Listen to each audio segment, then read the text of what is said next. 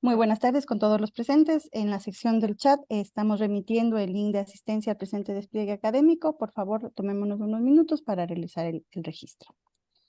Mientras tanto, vamos a realizar la presentación de este proceso académico. Muy buenas tardes, sean todos bienvenidos a la primera Escuela Nacional de Pluralismo Jurídico y Derechos Humanos. Antes de iniciar, me permito realizar las siguientes recomendaciones. Cada participante debe ingresar a la plataforma Zoom con su nombre y apellido. Favor no usar sobrenombres. Con la finalidad de registrar su asistencia, en la sección del chat podrán encontrar el link de registro al presente despliegue académico. Por favor, hacer clic y completar correctamente los datos solicitados por una sola ocasión. Es importante mantener encendidas sus cámaras. Esto se considerará para la entrega del certificado. Rogamos colocarse en un lugar cerca del Wi-Fi para tener mejor señal y evitar el uso de otras plataformas, mientras dure el video conversatorio. Los micrófonos se encuentran silenciados para evitar interferencias. Las preguntas deberán ser planteadas al finalizar la ponencia del formador, para lo cual los participantes deberán activar el icono levantar la mano para habilitar sus micrófonos. Les recordamos a los participantes que estas y todas las sesiones sincrónicas serán grabadas y subidas a la plataforma virtual de la Escuela de la Función Judicial, lo que permitirá su revisión en caso de que por alguna actividad jurisdiccional tengan que ausentarse. Invitamos a participar a la doctora Solanda Goyes, directora nacional de acceso a los servicios de justicia, a fin de que calidad de área técnica encargada de la promoción del pluralismo jurídico pueda dirigirse a ustedes con unas palabras, previo al inicio de la exposición al ponente. Doctora Goyes, tiene usted la palabra. Gracias, Jackie. Bueno, muy buenas tardes con todas las personas que se han dado cita a este curso, hombres y mujeres de la función judicial, jueces, fiscales, defensores públicos y también los miembros de pueblos y nacionalidades indígenas que nos acompañan. Nosotros queremos hacerles saber que este proceso es gracias a un esfuerzo conjunto entre varias entidades. Estamos hablando de Manos Unidas, que nos ha apoyado muchísimo durante todos estos años, con Paco Llorente y Chema Puchades. Creo que no están conectados, pero no quiero dejar de decir los nombres y decirles que para nosotros es muy importante el apoyo y la coordinación que hemos realizado a efectos de avanzar en temas sustantivos para otorgar instrumentos y también ahora hacer el proceso de formación a fin de que el pluralismo jurídico, la coordinación entre justicia indígena, justicia ordinaria y también el conocer estándares o elementos que puedan ser útiles para mejor actuar cuando hay requerimiento de declinación de competencia, sean, digamos, respetados mutuamente con las autonomías e independencia que tienen cada una de las justicias que funcionan en nuestro país. Y claro, este proceso impulsado por Manos Unidas, decía, también estamos formando parte de otras entidades como la Universidad Central, en donde hemos tenido varios apoyos desde el inicio y ahora obviamente nuestro principal aliado allí es el decano de la Facultad de Jurisprudencia, el doctor José Luis Terán, o cuando hablamos del movimiento indígena campesino del Cotopaxi, cuyo máximo representante actualmente es Alex Toapanta, y también tenemos que destacar a la Central Ecuatoriana de Servicios Agrícolas con Francisco Román. ¿Por qué hacemos esto? Porque sin el esfuerzo conjunto no habría sido posible que tengamos la oportunidad de aterrizar en un curso concreto, tan amplio, tan especializado, que tiene la perspectiva de llegar a todos los funcionarios judiciales, y ya vamos a ver cómo. Pero claro, allí también hay otros actores importantes, como es la Unión Europea, que apoya con el proyecto, en tanto dan respaldo financiero, pero también de asistencia técnica, y del Consejo de la Judicatura, en donde tanto su presidente como los vocales han dado el respaldo total para que esto se convierta en una línea institucional. Y el motor que siempre mueve todo esto es dentro del Consejo de la Judicatura, la Subdirección de Acceso a la Justicia y Pluralismo Jurídico, que está bajo la responsabilidad de Yolanda Yupangui, una conocida amiga aquí en nuestro medio, y que le da el mayor alto nivel, así como vale reconocer, porque empezamos el proyecto con Cintia Carrasco, que era nuestra subdirectora anteriormente y ahora es la subdirectora de género también de nuestra área, la Escuela Judicial y otras áreas. Sin embargo, de todos estos reconocimientos, también quiero hacer una mención especial a Aquiles Hervas, porque Aquiles le ha puesto un tinte de alto nivel académico, ¿no? De unas exigencias que hacen de este curso una de las experiencias de mayor, digamos, de mayor profundidad en el análisis, de haberlo convertido en un espacio de debate a través del proyecto de instituciones jurídicas con la profundidad que se requiere y que eso lo hayamos podido ya irradiar en varios talleres a nivel nacional y que ahora se va concentrando en este curso, ¿no? Aquiles Hervas fue seleccionado para ser el coordinador del proyecto y en esa condición es que nos ha acompañado todo este tiempo. Creo que no me olvido nada de nadie para nombrar en este proyecto que se denomina Fomento a una cultura de paz y democracia a través de la justicia indígena, que lo llevamos en conjunto.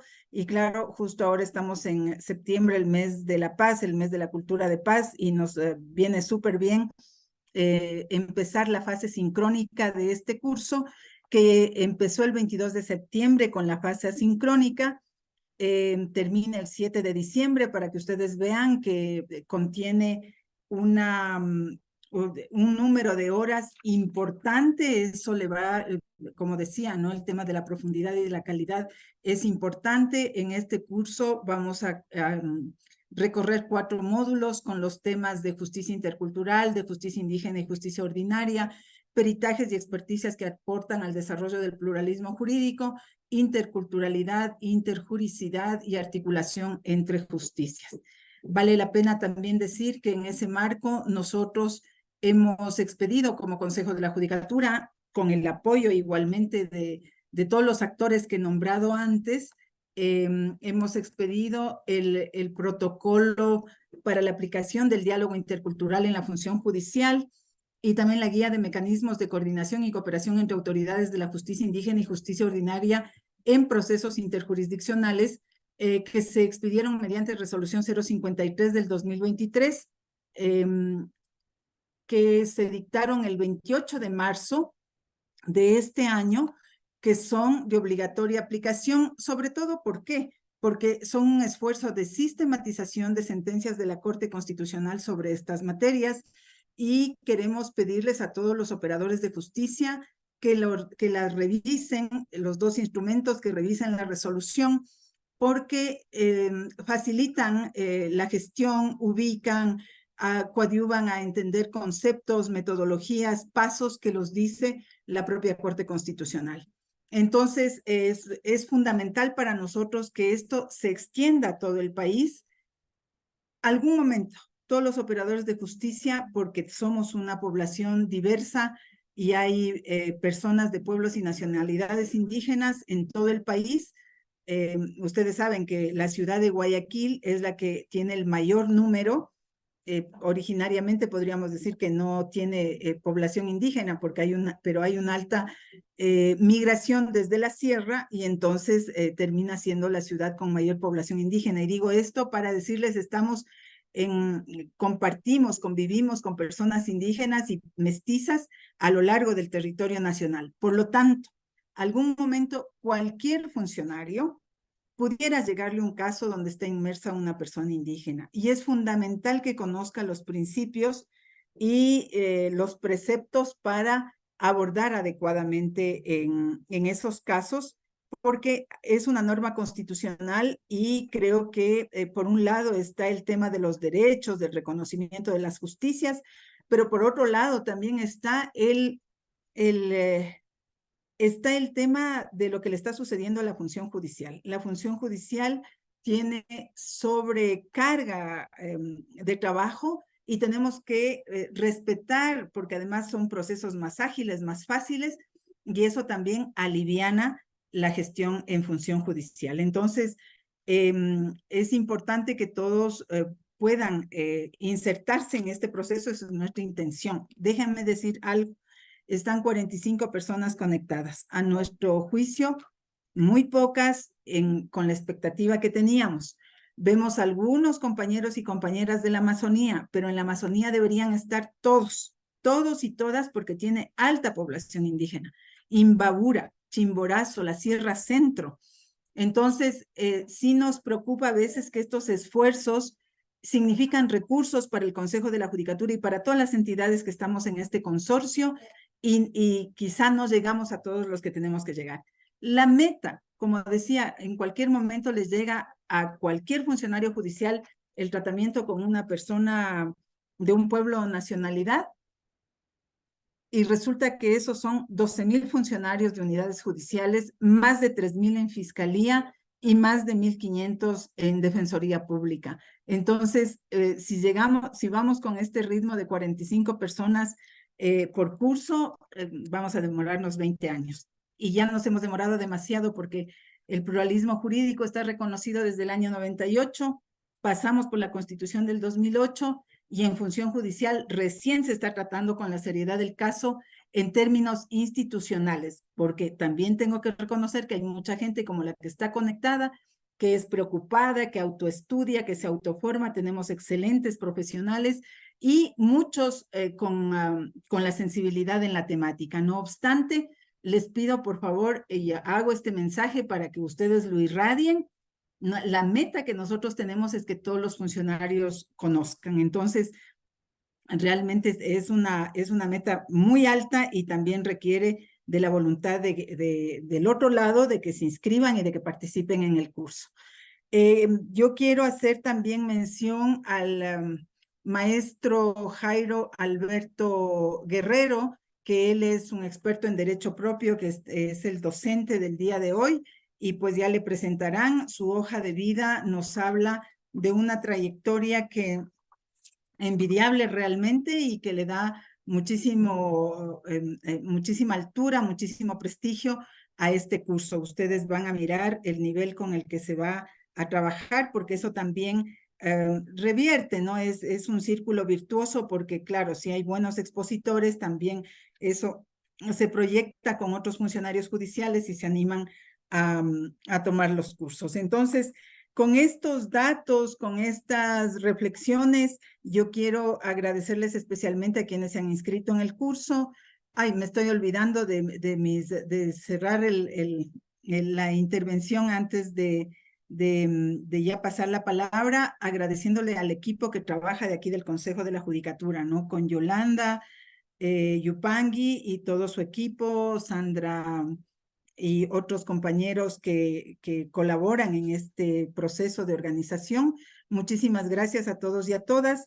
Y pues decía, con estas palabras es necesario ya dar paso para que iniciemos con el curso, agradeciéndoles a todo el mundo, y hagamos que de esto sea la semillita para que podamos luego multiplicar y hacer un gran sembrío y llegar algún rato a los 15,000, 16,000 funcionarios que somos en la función judicial. Muchísimas gracias.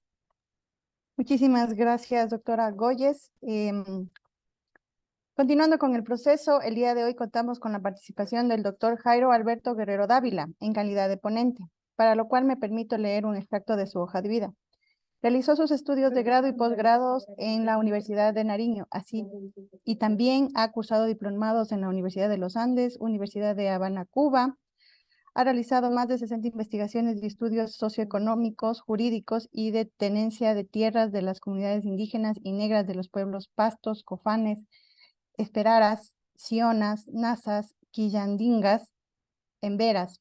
Ha realizado publicaciones de trabajos de investigaciones, ensayos en revistas, periódicos, boletines, conferencias y documentos sobre temas de legislación indígena en territorio, identidad, cultura, convivencia, necesidades de una reforma agraria integral, políticas públicas en los territorios de ALCA, de TLC y afectación de los pueblos indígenas. En la Constituyente de Nariño apoyó a comunidades negras e indígenas. Fue directivo nacional de la Mutua Confeico. Fue facilitador de la Escuela de Derecho Propio Laureano Inapues. Formó parte del equipo del senador de AICO, Autoridades Indígenas de Colombia. Actualmente es facilitador de la Escuela de Derecho propio del pueblo de Los Pastos y Quillacingas, de los módulos Territorio y Derechos Humanos. Doctor Guerrero, tiene usted la palabra. Bienvenido. Buenas tardes a todos los compañeros, las compañeras, especialmente al doctor Solanda y al compañero Aquiles.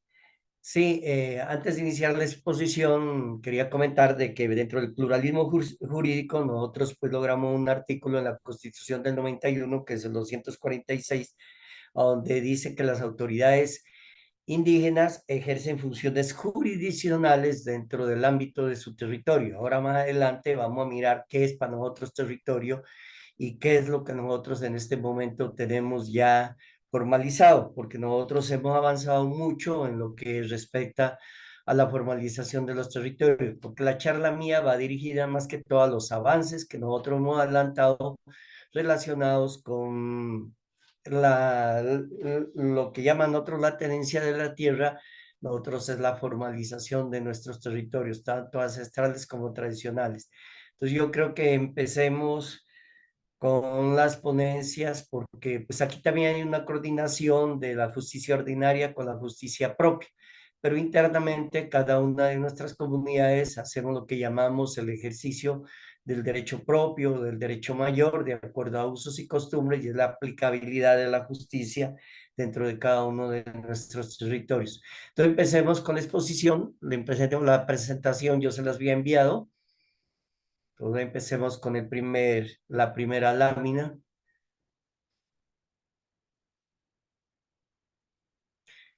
Yo le pongo estas definiciones, conceptos anterior al primer punto. Se nos saltó la primera.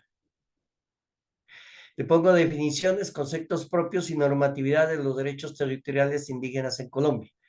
Porque a veces tenemos discusiones con el Estado y nosotros hemos logrado conceptos propios, introducirlo más ya de unas 10 normas.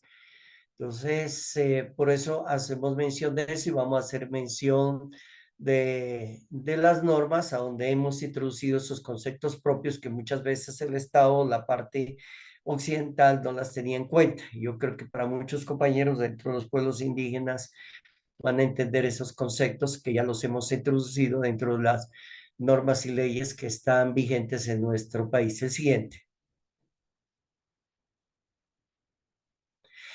En términos generales voy a nombrar unas normas, pero más adelante las vamos a detallar. Nosotros tenemos unas normas muy positivas para la formalización y protección de los territorios de los pueblos indígenas. Vamos a hablar del decreto 2164, que es un reglamentario de la ley 160 del 94, a donde vamos a mirar una serie de conceptos que se introducieron, inclusive yo le hablaba al compañero Aquiles, el avance que nosotros tenemos sobre los demás pueblos en los conceptos que hemos logrado posesionarlos en normas y leyes del Estado.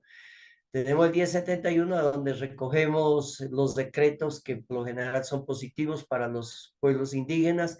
Tenemos el decreto de seguridad jurídica y de protección de los territorios, los procesos de formalización, tenemos los de autonomía de los territorios, que es el decreto 1953. Tenemos un decreto muy especial de ley de víctima, donde logramos introducir más de 20 conceptos propios. Y tenemos el decreto 1824, que se hace referencia a la clarificación de vigencia legal de los títulos de origen colonial y republicano, que fue una gran lucha, y esos, los que tienen documentos de la colonia española, no tienen por qué volverse a constituir, existen y hay un procedimiento que hay que adelantar. El siguiente. Nos decimos que hacemos una presentación y tratamos de dar a conocer unos conceptos, unas definiciones que se vienen trabajando, las venimos trabajando las 5 organizaciones indígenas de orden nacional que existen aquí en Colombia, como son los compañeros de la Sierra, la OPIA, que son compañeros de la Amazonía, Gobierno Mayor, la UNI, que es la Organización Nacional Indígena, y AICO, a la cual hago parte, que es la Organización de Pueblos Indígenas de Colombia, que venimos trabajando y ahí siempre los tratamos de sacar unas definiciones que cuando vamos a concertar alguna norma o leyes con el gobierno nacional, las tratamos de emplear y muchas de esas ya las tenemos implementadas en las diferentes normas que yo les mencioné. Ahí están, por eso yo pongo el guardián y el gritón, que son nuestras, dentro de nuestros petroglifos que hemos encontrado, que es el que cuida y el que grita y nos pone en alerta si viene algún peligro, y entonces los enmarco dentro de esa la presentación. El siguiente. También queremos dar a conocer lo que hablaba la doctora Solanda, que en nosotros, y este lo trabajamos como en 2 o 3 sesiones, 3 días, lo relacionado con todo el derecho prehispánico. Todas nuestras comunidades tenían códigos, reglamentos, tenían normas, leyes, etcétera. O sea, de que tenían toda una serie de situaciones que vinieron y nos desconocieron y trataron de imponer otra serie de situaciones. Por eso nosotros ejercíamos un derecho mayor, que viene antes de la llegada de los españoles y que lo hacíamos de acuerdo a los usos y costumbres y no a lo que nos impusieron y traído de otros países que no se relacionaban nada contra nuestro continente, que es un continente Abya Yala, que nosotros decimos que es un continente de la vida. Por eso nosotros tenemos unos principios jurídicos que los vamos a mirar más adelante, que es el derecho propio, la ley de origen y la ley natural.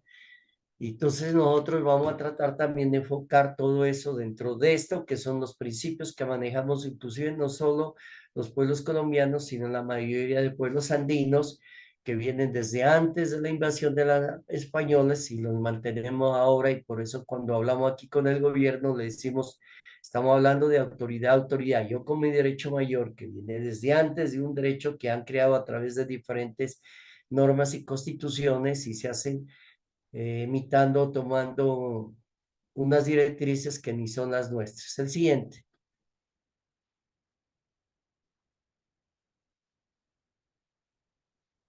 Nosotros tenemos unas principales teorías de pensamientos jurídicos propios. La ley de origen, ya hablamos que es una ley para nosotros natural, que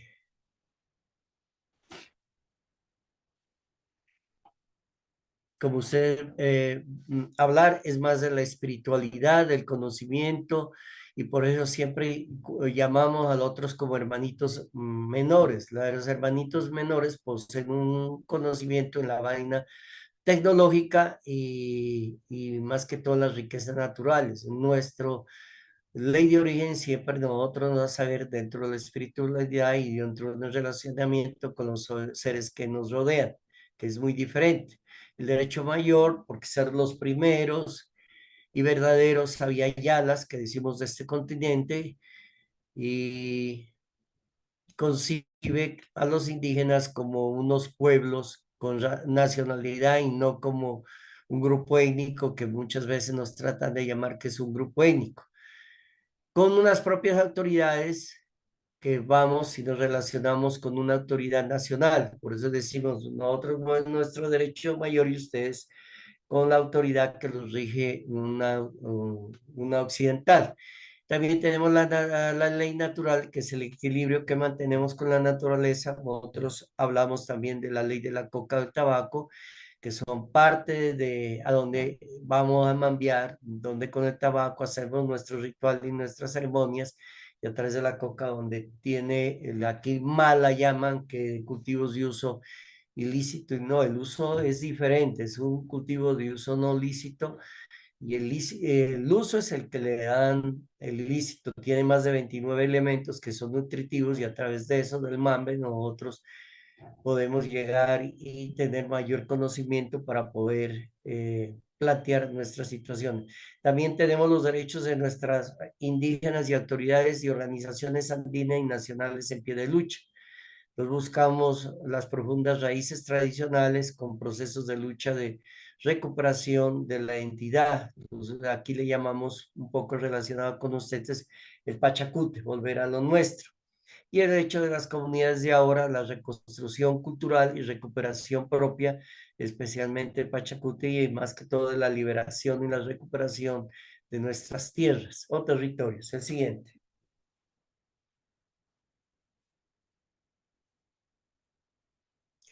Entonces nosotros planteamos que en base a estos tres principios jurídicos propios de todos los pueblos andinos, el derecho mayor por ser los primeros de este continente, la ley de origen por no ser venideros y la ley natural por esa relación que manejamos entre el hombre y la naturaleza, nos da esas formas de ver, de sentir y actuar que nosotros le llamamos la cosmovisión.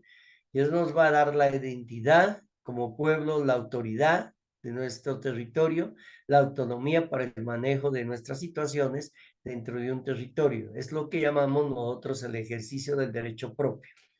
El siguiente.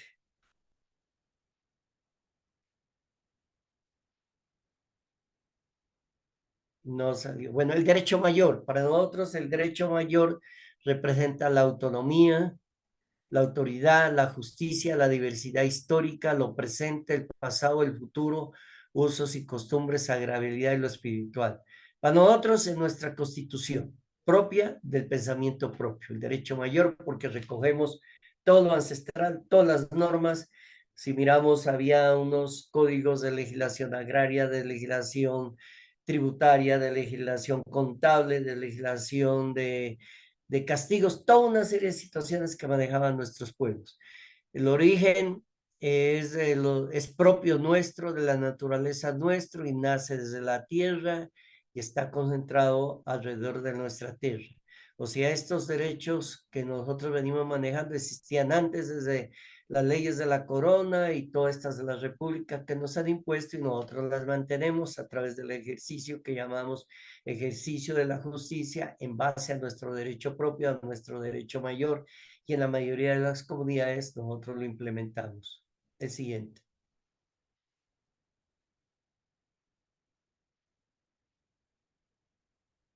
¿Sí?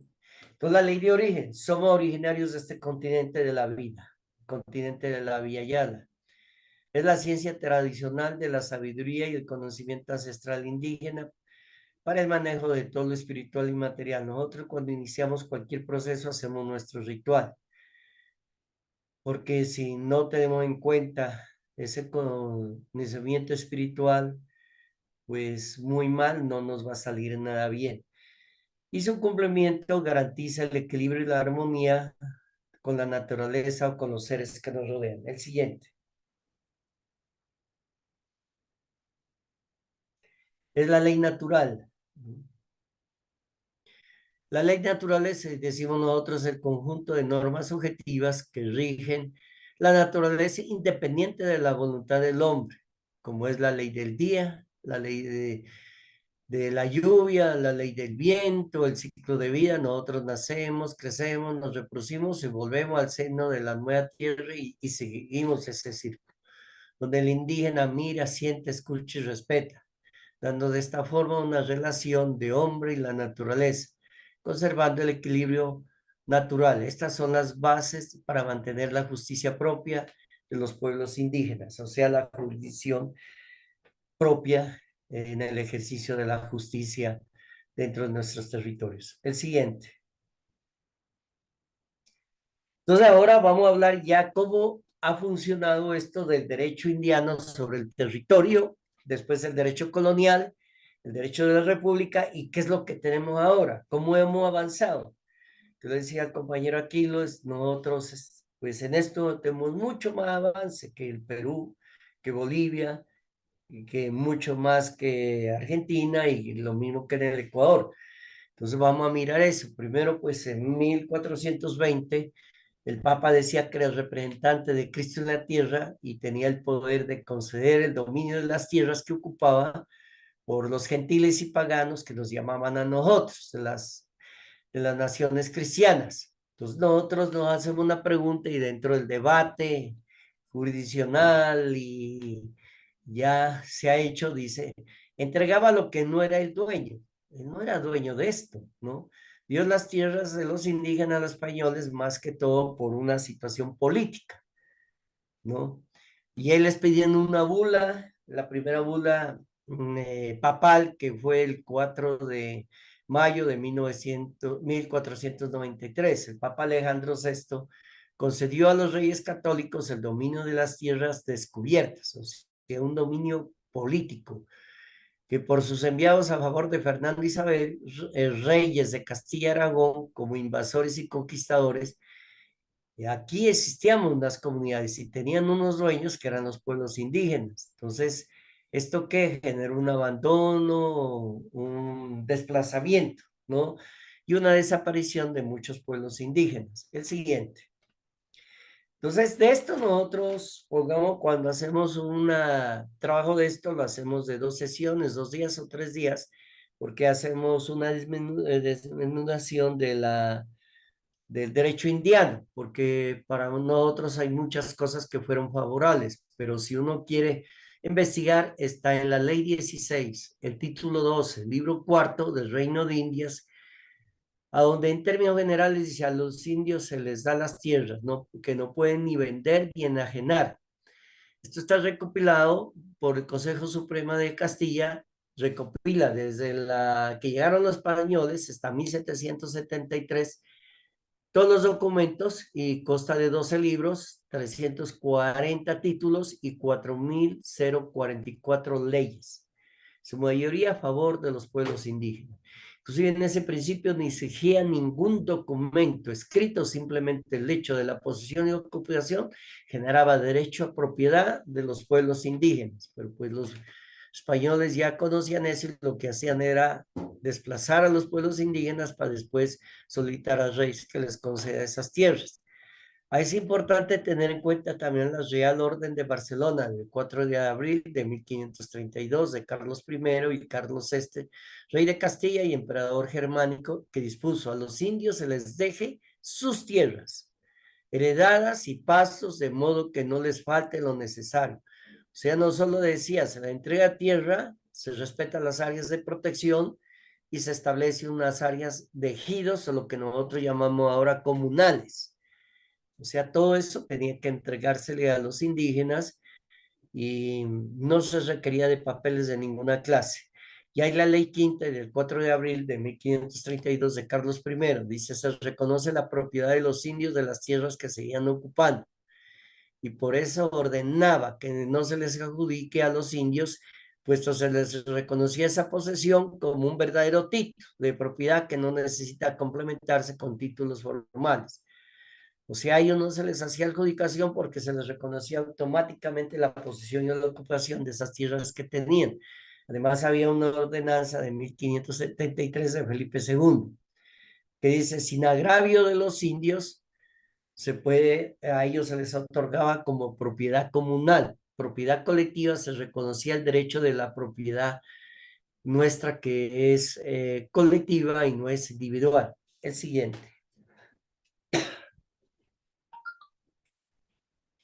¿Qué pasó en el siglo XVI y XVIII por andar rápido, ¿no? Y en el siglo XVIII.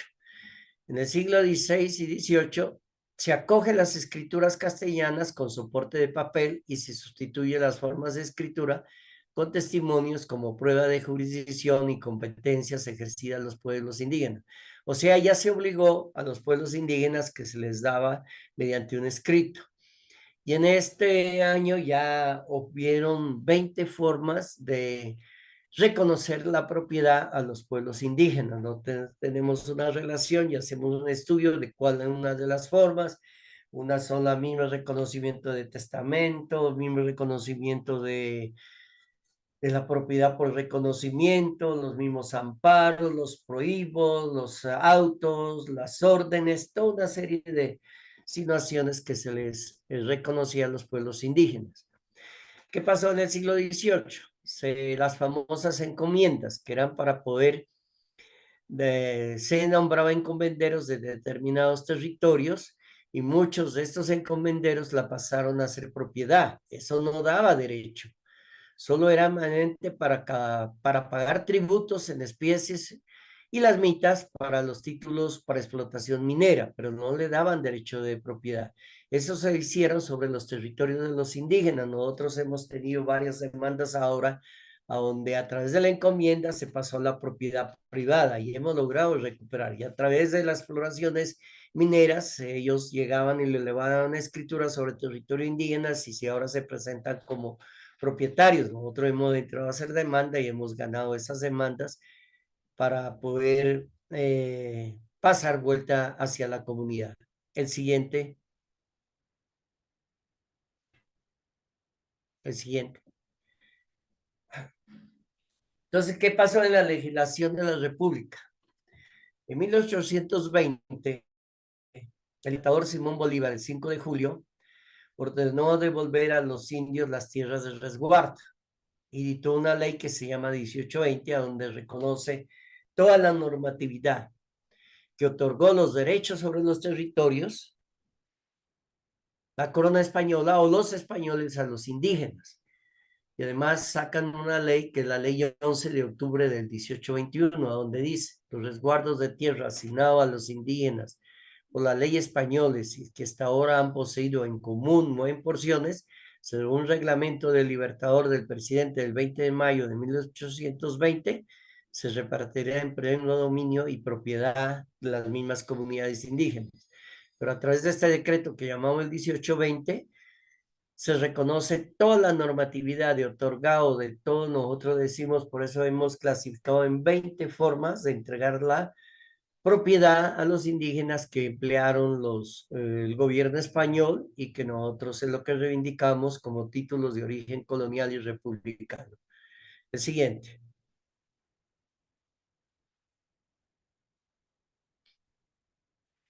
Mire, después viene una ley, la ley sexta de marzo de 1832, que en su artículo séptimo prohibió la enajenación de los tierras de resguardos. Después viene la ley 23 de julio de 1843, que en su artículo 1 extendió esa prohibición a 20 años.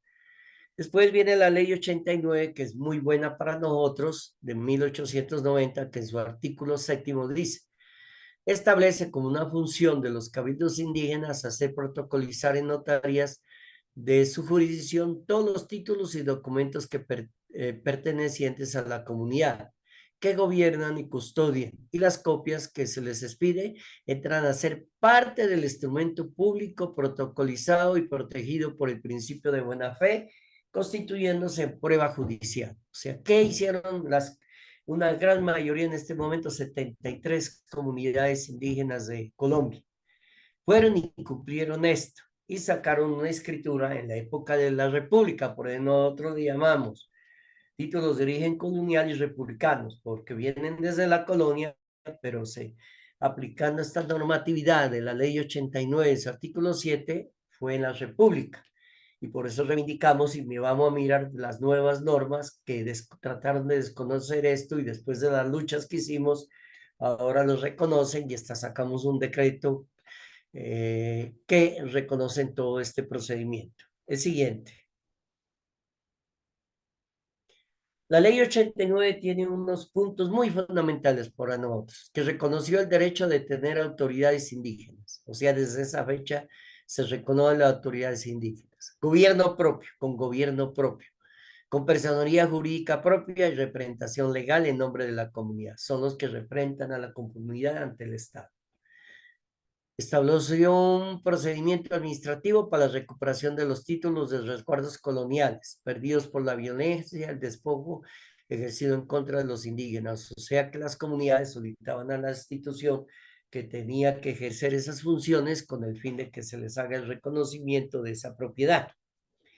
Reconoció las facultades administrativas y judiciales limitadas a las autoridades indígenas. Fue limitada, pero vamos a ver más adelante, a través de la Constitución del 91, ya pasó a ejercen la autoridad en su territorio, siempre y cuando no estén en contra de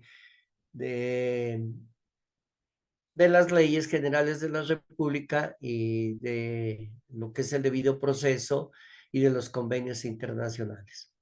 Estableció un procedimiento para la división y disolución de los resguardos y dio un término para dividir todos los resguardos.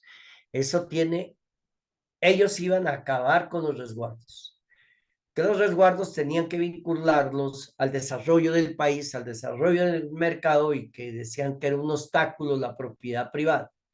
Entonces empezaron a hacer unas comisiones especiales para acabar con los resguardos. Funcionó en determinadas partes, pero en lo que es el territorio de Nariño, los Pastos, y es en el territorio de los Nazas, no funcionó eso. Se conservó y hasta ahora seguimos en la lucha sobre esos procesos. El siguiente.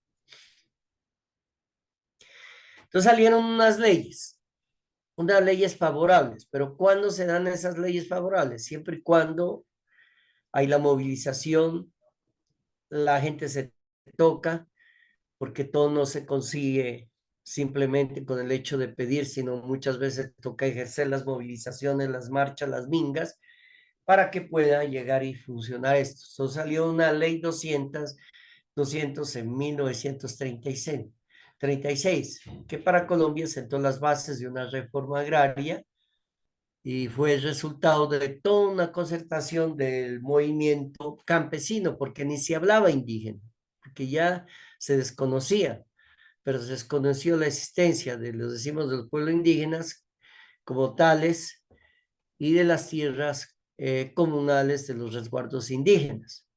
Toda a raíz de la Revolución Cubana, pues era una orden que había que adelantar procesos de reforma agraria, entonces salió la Ley 135 de 1961, donde se expide la Ley de Reforma Agraria, que por la presión social, nacional e internacional a favor de una reforma agraria, va a evitar alzamientos sociales en cada uno de nuestros pueblos. Y se creó el INCORA, que es Instituto Colombiano de Reforma Agraria, del cual yo trabajé 29 años en los procesos agrarios relacionados con los pueblos indígenas. Como ejecutor de la política de reforma agraria, y se buscó que los terratenientes modernizaran sus explotaciones y en caso de no poder hacer, se diera esa tierra para que puedan adecuarse a través de las comunidades indígenas. Entonces se adelantó un proceso que inmediatamente no duró mucho, de la expropiación por no tenerlas bien cultivadas y se entregaba a las comunidades, la exportación administrativa por tener unas tierras ociosas y se entregaba a las comunidades indígenas, aunque se convertía a ver en procesos complejos y largos, a veces duraban 20, 21 años y a veces salían en contra del Estado. El siguiente.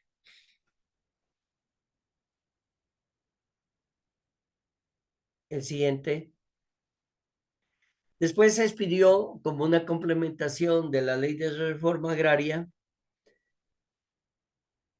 Antes de eso, la ley primera de 1968, que fue un adecuado complemento de la ley 135, que no, para atrás, perdón, se pasó. Falta la ley 30, que es fundamental.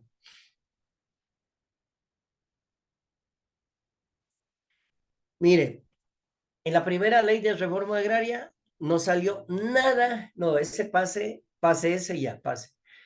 En la primera ley de reforma agraria no salió nada a favor de los pueblos indígenas. Seguíamos en la misma situación. Salió la ley primera, que fue un complemento a la ley 135, enfatizó sobre la afectación de predios inadecuadamente explotados, con entrega de esas tierras a los aparceros o a los que estaban trabajando ahí. No, retrocedemos un mito más. Después salió la ley 30 en 1982. El punto anterior, perdón. Y en esta ley, en la ley, no, pásame al otro. Ese es de 1900. Bueno, vemos ahí, bueno. La ley 135, ¿qué pasó en la ley 135? En la ley 135,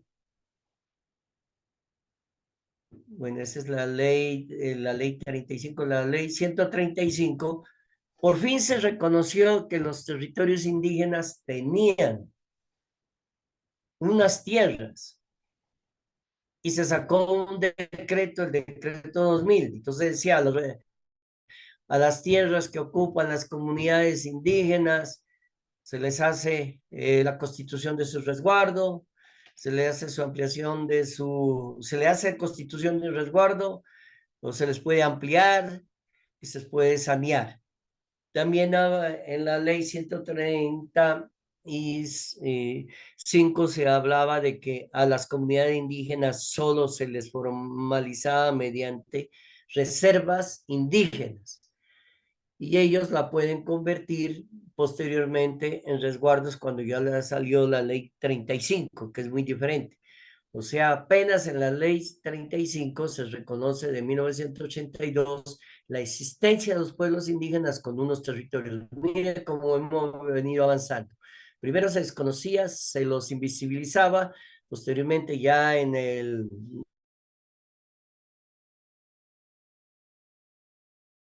ya como zonas de reserva indígena, sin ningún manejo propio ni nada de eso, y en la ley 35 ya se reconoce como una propiedad privada colectiva. El siguiente. A partir de la Constitución de 1961, el siguiente, logramos este artículo, que es importantísimo, ¿no? Se me pasó. El artículo 63 de la Constitución Política Colombiana, el anterior.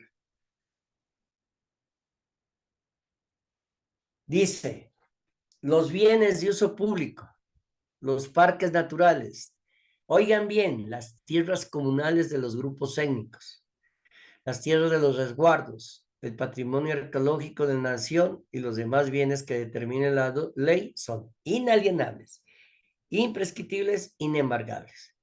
Yo señalo eso de las tierras comunales de los grupos étnicos, porque miremos ahora qué quiere decir, y ustedes tienen esta misma normatividad del bloque constitucional, que es el convenio 169, nosotros lo llevamos a ley 21. El siguiente.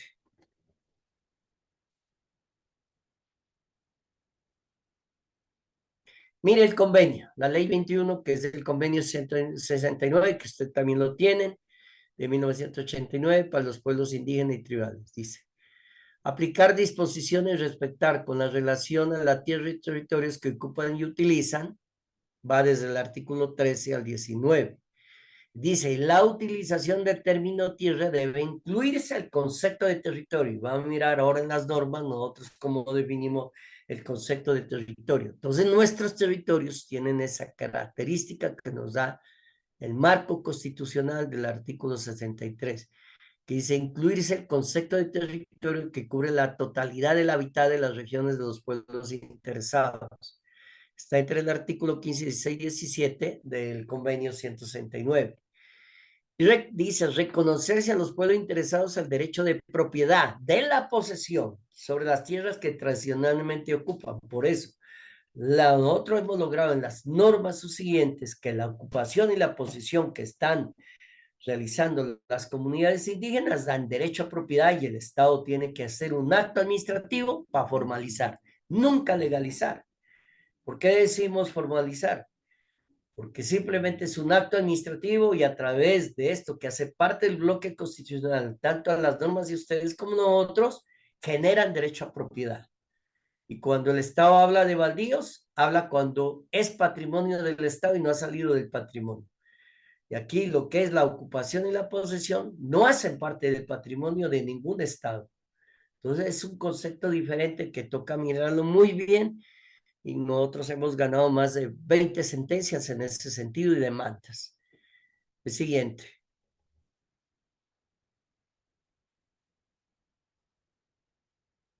Textualmente, ¿qué dice el artículo 13? En su capítulo primero, que esto lo rigen a usted y a nosotros.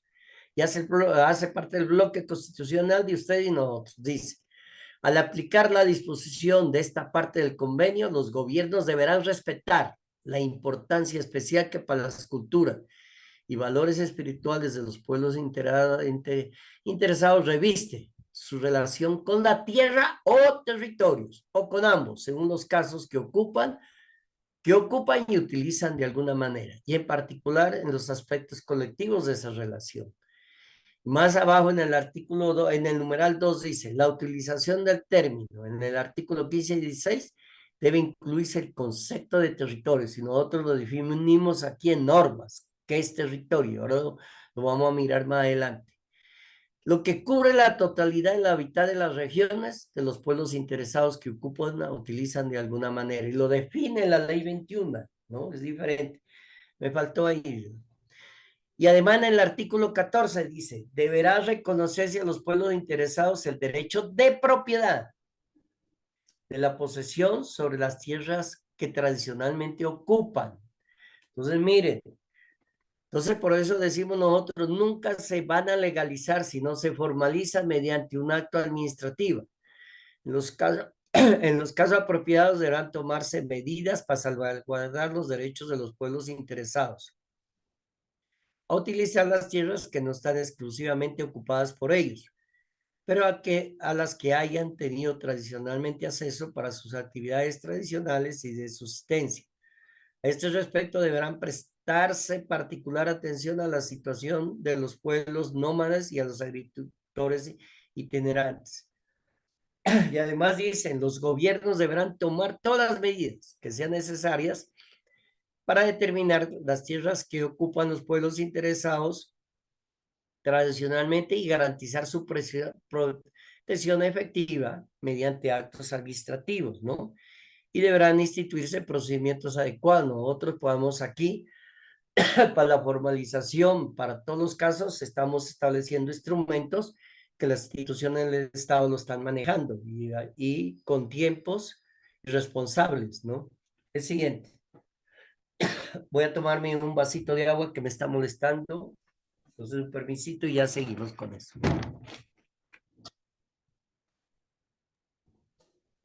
Aprovecho la oportunidad para recordar a los participantes que se encuentra en la sección del chat el link para el registro a este proceso académico. Por favor, aquellas personas que no lo han realizado, que lo hagan en este momento. Gracias. Es que, compañeros, estoy un poco agripado. Estuve por la sierra y estuve en el territorio Chamila y los cambios de temperatura me afectaron. Mire, compañeros, ahora venimos ya en las normas que hemos logrado concertar con el gobierno aquí en Colombia, pero teniendo en cuenta la ley 21. Por eso es una recomendación para los pueblos indígenas allá, que a través de la ley 21, a través del convenio 169, que nosotros acá lo llamamos a ley 21, ustedes lo tienen ahí, hace parte del bloque constitucional, pueden implementar esto. Sacamos el decreto 4633 en el 2011. Nosotros le llamamos Ley de Víctimas de Desplazamiento de Despojos, Restitución de Tierra. Esta norma era transitoria del 2011 al 2021, pero nosotros logramos a través de la Comisión de Territorio Indígena, cual hago parte, ampliar su operatividad hasta el 2031, o sea, 10 años más. Entonces, ¿qué logramos en esa ley? Meter estos conceptos, territorio indígena como sujeto de víctima, como un ser humano. Logramos que, porque muchas veces el reconocimiento se hacía individual, que el reconocimiento sea colectivo a una comunidad.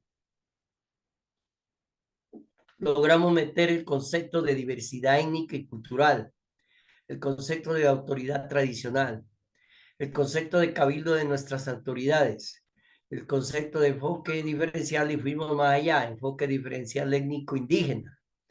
Logramos meter el concepto de autonomía, logramos meter el concepto de buen vivir, o vivir bien, como lo manejan en el Ecuador, vivir bien y buen vivir en Bolivia. Logramos meter el de desarrollo económico propio. Logramos que se respete lo de consulta previa, informada. Logramos meter el concepto de territorio ancestral y el territorio tradicional. Y logramos meter el concepto de cosmovisión y logramos incluir nuestros 3 principios jurídicos propios en esta norma.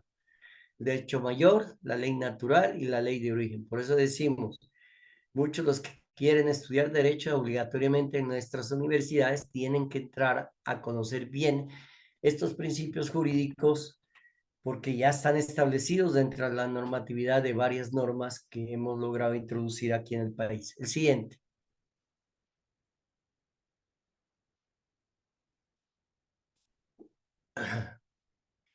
No, cuando hablamos territorio como víctima, digo, quedó así en la norma. Para los pueblos indígenas el territorio es víctima, teniendo en cuenta su cosmovisión y el vínculo y colectivo que los une con la madre tierra.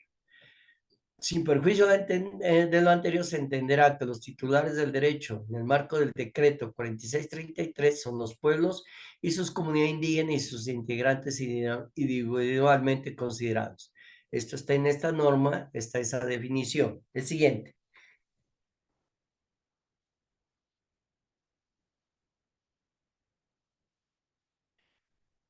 Este es fundamental para nosotros, uno de los decretos. Yo participé en la construcción del decreto 4633 y también participé en la construcción de este decreto. En ese tiempo era funcionario del INCOR, el Instituto Colombiano de Reforma Agraria. Entonces, sacamos este decreto, el 2164 del 95, que es reglamentario de la ley 160 del 94.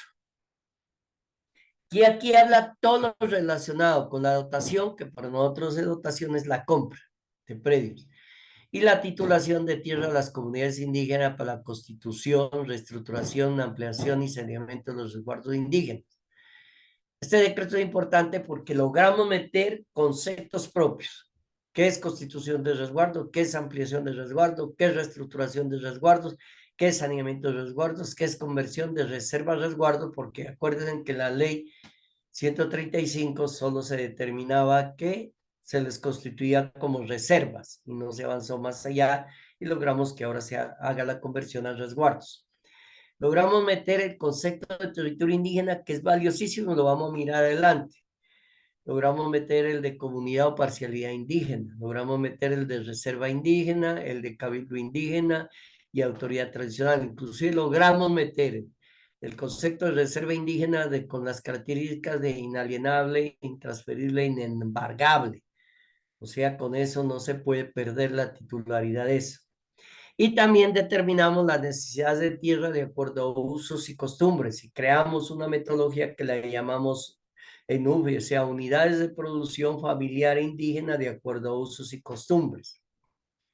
Después se sacó el decreto 1953, que fue en el 2014, que también participamos en la construcción de ese decreto, que recoge conceptos propios de educación, de salud, de administración de justicia, de territorios tradicionales, ancestrales, de planes de vida, que son los que construimos nuestro, de la Guardia Indígena y semillas de vida, pero pensando desde el tiempo de gestación de las madres indígenas, que este le llamamos un decreto de autonomías.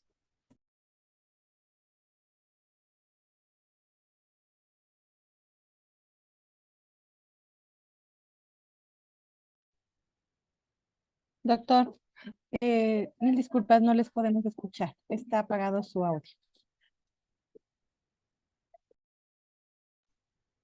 Que mientras nosotros, el decreto 1953 de autonomías, todos estos decretos los hemos sacado teniendo en cuenta el convenio 169 y el desarrollo de unos artículos de la Constitución que no se han desarrollado. Vamos a este decreto mientras haga el desarrollo de las entidades territoriales indígenas, que todavía apenas este año estamos presentando el decreto o la norma para poder trabajar, o sea, así como existen departamentos aquí, existen municipios como allá cantones, acá los territorios indígenas se van a desarrollar con un concepto y un reglamento propio. El siguiente.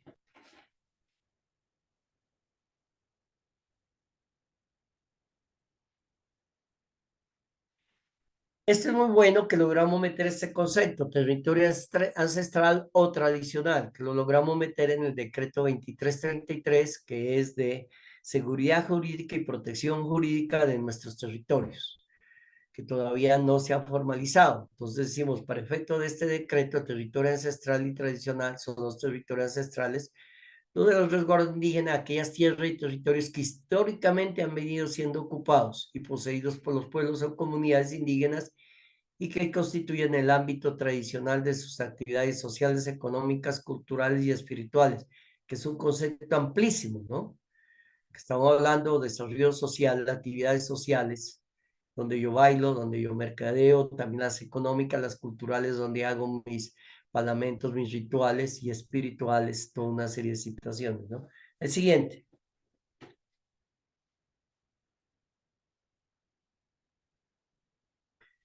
Logramos meter esto, que muchas veces los gobiernos querían desconocer la posesión tradicional y ancestral de la tierra de los territorios de los pueblos indígenas y la ocupación, no solo la posesión y la ocupación, teniendo en cuenta lo que establece el convenio 169, que dice la ocupación en relación ancestral y o tradicional, porque nosotros decimos ancestral los que venían de los pueblos originarios ocupando, y la tradicional de los pueblos que han llegado.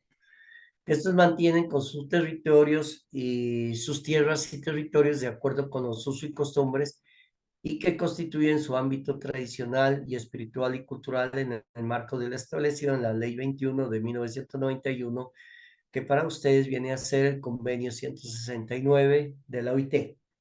Siguiente.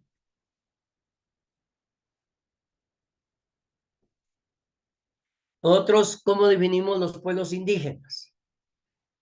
O los efectos de estas leyes y conceptos de pueblos tendrá el alcance que está consagrado en la Ley 21, que es el convenio 139 de la OIT, que lo tienen ustedes, entendiéndose por esto los descendientes de los pueblos indígenas originarios de América, porque aquí no estaba también el gobierno tratando de poner unas normas y decían los originarios de Colombia y tratar de desconocer de otros compañeros que han llegado aquí, como es el Inga Inga, el Inga Quichua y todas otras comunidades que han llegado o por inmigración están aquí. Por eso dijimos descendientes de los pueblos originarios de América, que conservan total o parcialmente sus instituciones, costumbres, tienen la conciencia de su entidad indígena. El siguiente. Aquí estamos sobre definiciones, ¿no? Que nosotros tenemos, pero en base a unas normas. Para nosotros, ¿qué es territorio indígenas? Que lo logramos meter en un decreto y los recopilamos en otro decreto. Son las áreas poseídas en forma regular y permanente por una comunidad, parcialidad o grupo indígena y aquellas que, aunque no se encuentren poseídas de esa forma, constituyen el ámbito tradicional de sus actividades sociales, económicas, culturales y en muchas normas logramos meter esto y espirituales de conformidad con lo dispuesto en la Ley 21, que es el convenio 169. Esto está establecido en el decreto 2164, hoy recogido en el 1071 del 2015. Entonces, mire, es un concepto amplísimo, que es territorio. Entonces, cuando el Estado habla, esa es su tierra, no, mi territorio, porque territorio y tierras es lo mismo cuando vamos a entrar a trabajar sobre la recuperación o la liberación de un predio. El siguiente.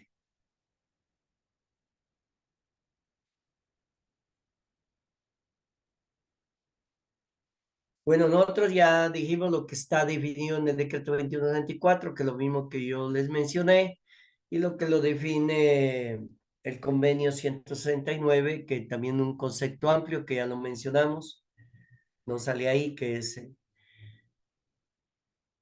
dice, el concepto de territorio es lo que cubre la totalidad de la mitad de las regiones que los pueblos interesados ocupan o utilizan de alguna manera, que es lo que está establecido en la ley, perdón, en el convenio 169 de la OIT, y que nosotros pues lo recogemos y lo ampliamos ya en un decreto aquí en Colombia, que usted también lo puede hacer porque ninguna norma de inferior categoría puede cambiar lo que hace parte del bloque constitucional ni los articulados de la Constitución. El siguiente. Entonces, aquí hablamos, ¿qué es ocupación? Ocupación es cuando poseen o tienen un documento. Nosotros por eso tenemos una escritura de unos títulos y unas declaraciones extrajuicio que sustentan el territorio ancestral. Que muchos lo hicimos en la colonia, después en la república, pero tenemos ocupación ancestral y tradicional de un territorio de las tierras de acuerdo a usos y costumbres que la tenemos por ser originarios y desde antes de la llegada de los españoles. Siguiente. No por eso decimos, ¿qué es legalización? Cuando el Estado colombiano, mediante la adjudicación de las tierras que tiene como baldíos de la nación, procede a entregarlas a particulares, porque dicen las baldías son las tierras que no han salido de la nación y hacen parte del patrimonio de la nación. A los indígenas no nos pueden legalizar, a los indígenas nos formalizan, porque dice, cuando el Estado colombiano, mediante un acto administrativo, formaliza la ocupación y la posesión de las tierras o territorios que poseen los pueblos indígenas. Eso es atendiendo lo que está determinado en el convenio 169 de la OIT, y además nosotros en el decreto, en el primer decreto de Fast Track por la Paz, logramos introducir estos conceptos frente a la ocupación y posesión de los pueblos indígenas, de la formalización mediante actos administrativos de la institución que le corresponde dentro de la Agencia Nacional de Tierras. El siguiente.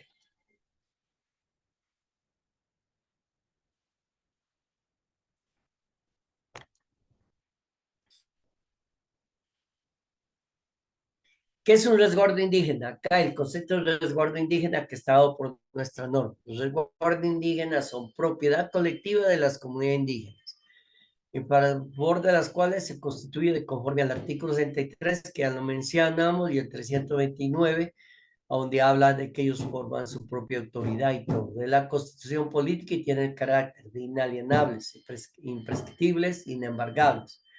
Los resguardos de una institución legal y sociopolítica y de carácter especial, conformada por una o más comunidades indígenas que con un título de propiedad colectivo goza de las garantías de la propiedad privada, poseen su territorio y se rigen por el manejo de este y de su vida interna por una organización autónoma amparada por un fuero indígena y un sistema normativo propio, o sea, ejercimos nuestro derecho propio, construyendo, como otros lo llaman código, otros lo llaman reglamento, otros lo llaman diferentes formas. Nuestro es el ejercicio del derecho propio dentro de nuestro territorio, el ejercicio del derecho mayor dentro de nuestro territorio, que para el Estado colombiano es válido, y nuestras autoridades lo aplican dentro de su ámbito territorial. El siguiente, este está en el decreto 2194 de 1995. ¿Qué es comunidad o parcialidad indígena? Porque gente que desconoce esto una vez nos decía, no lo atendemos porque usted es comunidad, no lo atendemos porque usted es parcialidad. Y esto es muy claro, dice, es el grupo, conjunto de familias de ascendencia amerindia que tienen una conciencia de identidad y comparten valores, rasgos, usos, costumbres de su cultura, así como formas de gobierno, gestión, control social, sistemas normativos propios que los distinguen de otras comunidades. Tengan o no título de propiedad, pueden ser propietarios o no, o que no puedan acreditarlo, igualmente sus resguardos fueron disueltos, divididos o declarados vacantes. Eso está en el decreto 2164 y hoy en el decreto de recopilación del 1071. Entonces, un concepto claro, cuando vamos con el Estado ya tenemos esto, ya lo tenemos establecido en una norma. El siguiente. ¿Qué es reserva indígena? Decía, es un globo de terreno ocupado por una o varias comunidades indígenas que fue delimitado legalmente y asignado por el ICORA, y eso fue en la expedición de la ley 135 de reforma agraria, a donde empezaron apenas a trabajar y se reconocía lo que ocupaban los indígenas como reserva indígena, ¿no? Con exclusión de terceros, y ahí se excluyen los terceros. Las reservas indígenas constituyen tierras comunales de pueblos indígenas con los fines provistos en el artículo 63, o sea, tienen carácter de imprescriptible, inalienables, inembargables, porque acabamos en la semana pasada de tener con técnicos el IGA, del Instituto Geográfico Agustín Codazzi, donde nos manifestaban que para ellos las reservas no tenían derechos. Les decían un absurdo, están desconociendo la Constitución. Les hacía el análisis del artículo 63, el análisis parte del bloque constitucional. Es gente que desconoce, son técnicas directamente y necesitan aprender de esto. Entonces, sí, cometen errores. Llegan a las comunidades y las violentan por el desconocimiento que tienen de toda esta normatividad, lo que nosotros... Aquí en Colombia operan 4 jurisdicciones. La jurisdicción normal, la jurisdicción militar, la jurisdicción de paz y la jurisdicción indígena. Son 4 jurisdicciones especiales que hay en Colombia.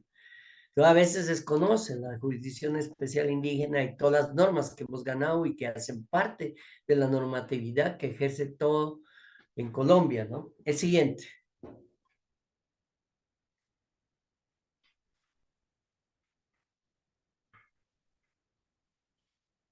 El siguiente. ¿Qué es autoridad tradicional? La autoridad tradicional son los miembros de una comunidad indígena que ejercen dentro de la estructura propia de las respectivas culturas un poder de organización, gobierno, gestión o control social. Para los efectos de la presente ley, las autoridades tradicionales de las comunidades indígenas tienen frente al Estado la misma representación y atribuciones que corresponde a los cabildos indígenas. Igualmente tienen unas atribuciones legales, constitucionales, inherentes a sus obligaciones ancestrales, de acuerdo con las formas de organización y gobierno de cada pueblo. Si una autoridad tradicional en algunas comunidades de la Amazonía son capitanes, son tenientes, dicen ellos, tienen caciques, palabreros, jaibaná, toda una serie de situaciones, los mamos, nosotros a veces tenemos una autoridad que la llamamos política y una autoridad que la llamamos tradicional o propia, y la política ver la que, o técnica, decimos, pero hacemos diferentes diferenciaciones, ¿no? Y todos ya miran, les dan estas facultades frente al Estado colombiano. Siguiente.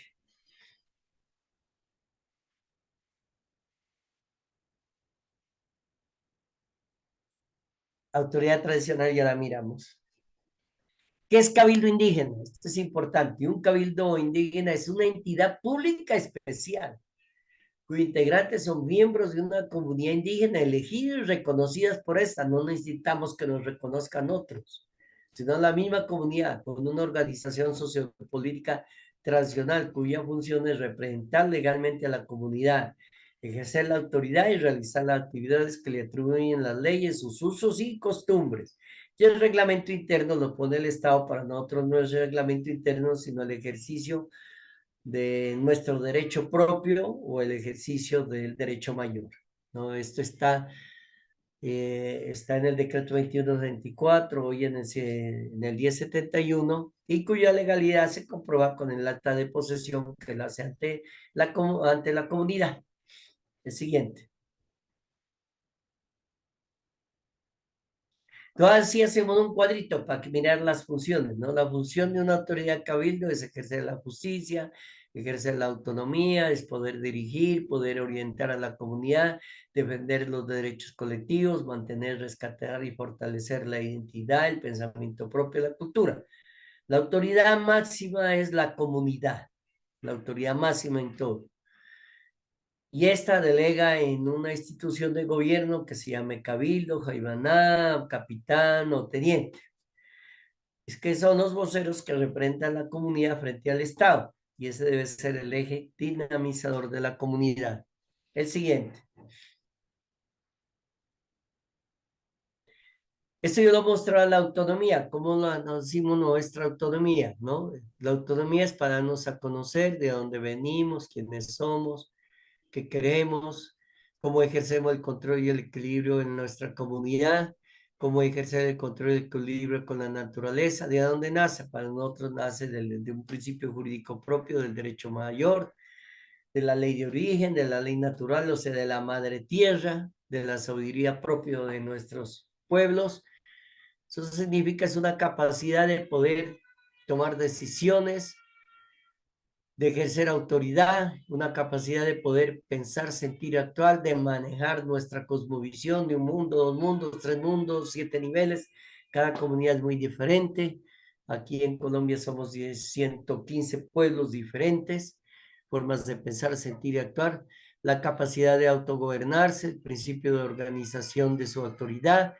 En la justicia o en la jurisdicción que hablamos, en la lucha por la dignidad integral, en la forma propia de gobierno y la forma de ejercer control y equilibrio social y natural, y en la relación del derecho mayor con el derecho del Estado, que tenemos que tener una coordinación para el manejo de esa, porque ahora que les vamos a mostrar, nosotros tenemos formalizado más que territorio ecuatoriano, ¿no? Ahora les muestro las cifras. El siguiente.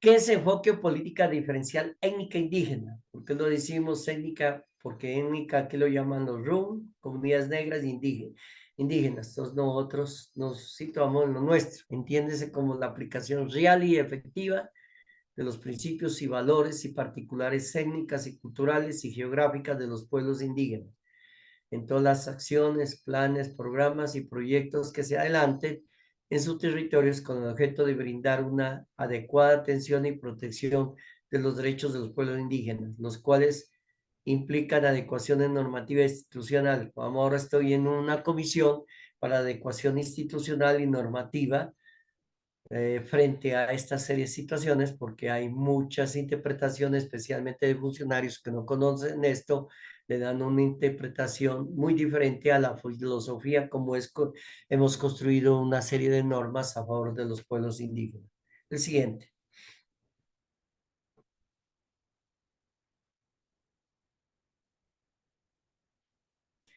¿Qué es desarrollo territorial? Es un proceso a través del cual se garantiza el buen vivir o vivir bien y la pervivencia étnica y cultural de los pueblos en un marco de relación armónica y respetuosa entre el ser humano y la naturaleza, con el fundamento en el derecho mayor, la ley de origen y la ley natural, nuestros principios jurídicos dentro de nuestro territorio. Por eso nosotros estamos preservando, estamos perviviendo y estamos ampliando nuestro territorio. O sea, hemos avanzado, no nos estamos reduciendo. El siguiente. Vivir bien o buen vivir. Esto tuvimos una discusión como 3 días dentro de todo y adaptamos el concepto de buen vivir o vivir bien. El uno es una línea que lo manejan desde el Ecuador y otro una línea que manejan desde Bolivia. Para nosotros dijimos que lo concebimos como un sentido igual. Decimos vivir en armonía y equilibrio, control los ciclos de la madre tierra, del cosmos, de la vida, de la historia, el equilibrio con toda forma de existencia en permanente respeto. Por nosotros tenemos muy en cuenta las fases del sol, los de la luna, para hacer cumplimiento en relación con la naturaleza y el cosmos, se los maneja relacionados para mantener ese buen vivir o vivir bien. El siguiente.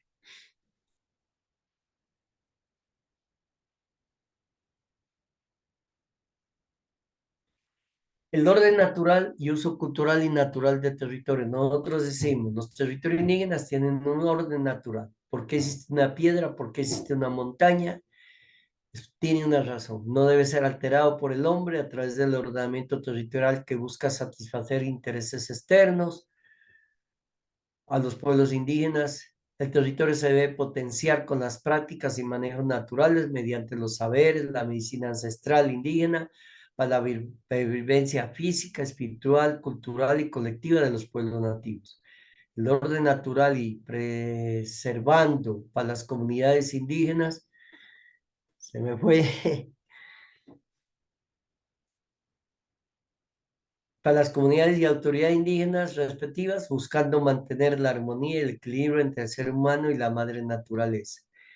Porque muchas veces, por eso exigimos, porque a veces dicen, es que vamos a hacer una carretera, pero nosotros muchas veces nos pueden cambiar toda la configuración y todos unos espacios sagrados, entonces nosotros en eso lo estudiamos bien para evitar de que se nos vaya a ir toda una historia ancestral. Y por eso aquí nosotros hay situaciones, los volcanes tienen nombres de mamas, de papas, vamos, la mama, decimos Cumbal, el papa Chiles, la mama Azufral, cada uno tienen los Coyimbas, o sea, de montañas del hombre, bueno, toda una serie de situaciones que no nos pueden cambiar. El siguiente.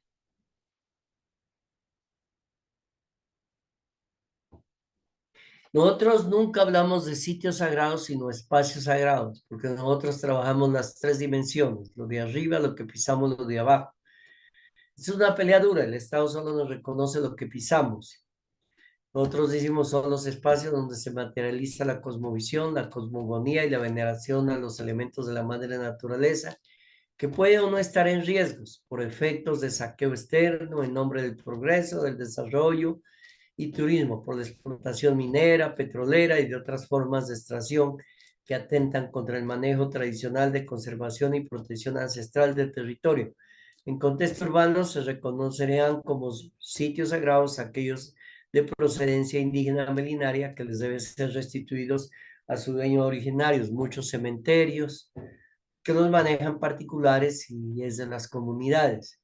Esto todavía no lo hemos logrado, el espacio electromagnético en el subsuelo, dice el Estado que es el dueño, simplemente cuando nos entregan una propiedad privada, dicen es lo que ustedes pisan, no más. En esto todavía estamos en la lucha. Este concepto lo planteamos porque ya lo hemos metido en varias normas, el concepto de espacios sagrados, no como un sitio, sino como un espacio sagrado. El siguiente.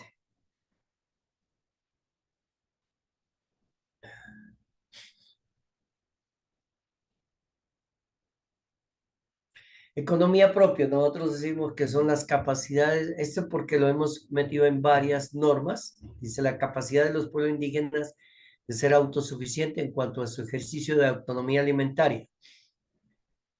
Aquí el Estado habla de seguridad alimentaria, usted proporcionarle alimentos sin importar su origen, su procedencia, puede ser transgénicos, híbridos. Nosotros decimos ejercicio de autonomía alimentaria con cultivos propios, sostenibilidad y troque entre los pueblos, autorregulación de lo que se consume y lo que se necesita, recuperación y preservación y producción, intercambio de semillas propias, nativas o criollas, elaboración artesanal de tejidos, aplicación de la sabiduría ancestral agrícola, agropecuaria, ambiental, formas de trabajo de acuerdo con las fases de luna, que lo tenemos muy en cuenta, y las prácticas ancestrales y fortalecimiento del gobierno propio. Entonces es muy diferente, vamos al manejo de allá, que muchas veces a la economía de mercados, muchas veces tener híbridos o transgénicos con producciones a través de tóxicos, de productos abonoquímicos que en un momento dado nos dañan la naturaleza. Por eso nosotros decimos es el ejercicio de la autonomía alimentaria y no de la como ellos hablan de generarle, proporcionar alimentos, no importando el origen de a dónde provengan. El siguiente.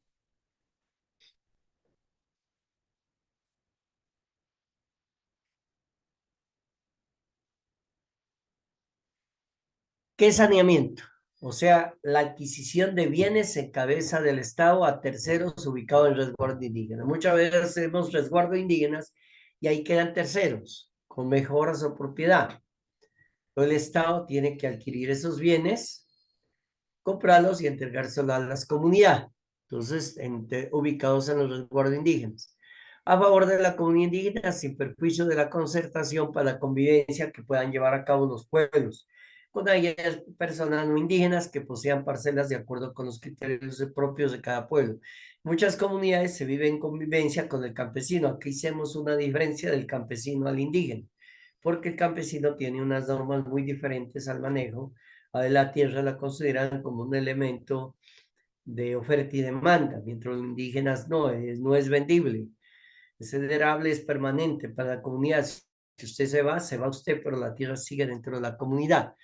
Entonces a veces resulta de que hay varios campesinos, entonces se los deja que permanezcan ahí, cultiven su tierra, lo sufruten su tierra, pero ellos no tienen derecho a esa propiedad. Cuando ellos mueren o se vayan, esa tierra sigue perteneciendo a la comunidad. Entonces les da uno su fruto nomás para que la disfruten cuando me vivan, mientras están viviendo, pueden disfrutar esa tierra, pero no se les otorga ningún derecho de propiedad. El siguiente.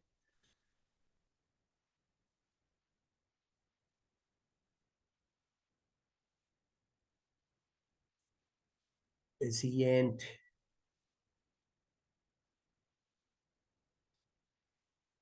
Entonces, el saneamiento del resguardo, ya lo vimos, bueno, ampliación del resguardo, ¿qué quiere decir? Está consagrado en normas, estos están consagrados en normas. Dice el procedimiento por el medio del cual el resguardo constituido o comunidad indígena es ampliada cuando las tierras no fueran insuficientes para su desarrollo económico y cultural y para el cumplimiento de la función social o ecológica de la propiedad, o cuando el resguardo no incluye la totalidad de sus tierras que ocupaban tradicionalmente o que constituyen su hábitat.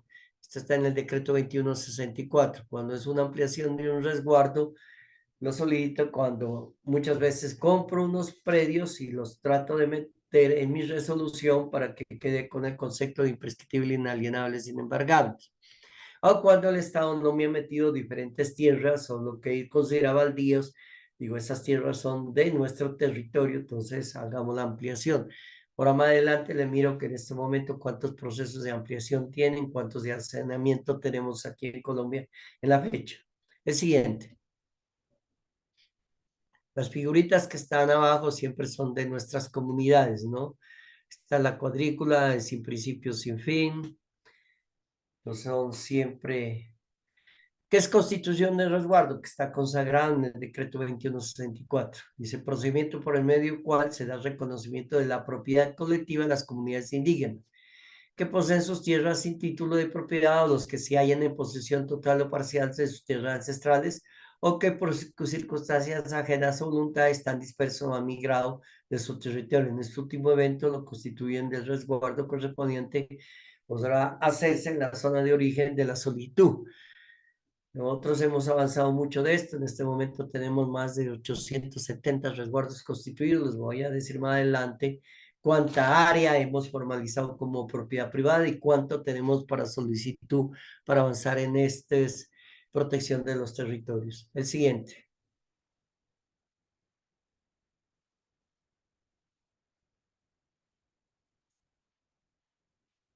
Ya constitución de resguardo ya vimos. Constitución de resguardo ya vimos.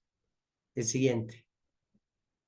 ¿Qué es soberanía y autonomía alimentaria? Les dije porque el gobierno no habla de autonomía.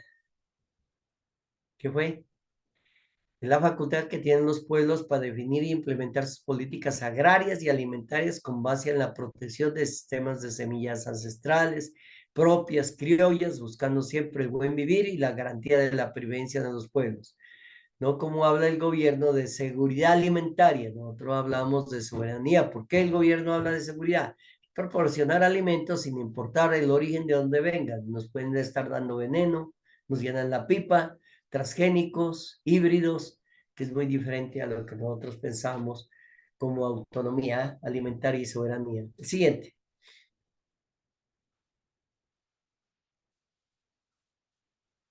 ¿Qué son semillas propias de manejo cultural? Son las semillas empleadas por los pueblos indígenas que han para garantizar nuestra pervivencia cultural y autonomía alimentaria. Están libres de contaminantes químicos, híbridos y transgénicos. Son los propios. Nosotros aquí, solo en Nariño, tenemos 43 variedades de papas propias, ¿no? De las que nos formula el gobierno y hemos hecho ensayos para demostrar que a través de abonos orgánicos tenemos una producción semejante, bueno, inferior o semejante a los que traen los transgénicos o los híbridos que nos proporciona el gobierno, que solo requiere muchas veces fertilizantes o nos volvemos dependientes del almacén de insumos, ¿no? De fumigaciones de los pesticidas y herbicidas. El siguiente.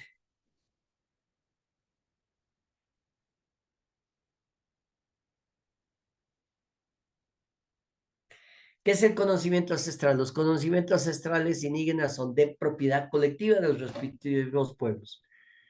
Nadie se puede tomar el nombre, como muchas veces el yagé que lo habían patentizado, no lo pueden patentizar. Para nosotros es de nuestros pueblos, ya sea las formas de tomar yagé, puede ser del Inga Quichua, del Inga Inga, del Cofán, del Siona, del Careguaje, cada uno tiene sus formas propias del mambeo, que lo hacemos a través de hoja de coca o de los diferentes rituales que siempre venimos y continuamente estamos haciendo. El siguiente.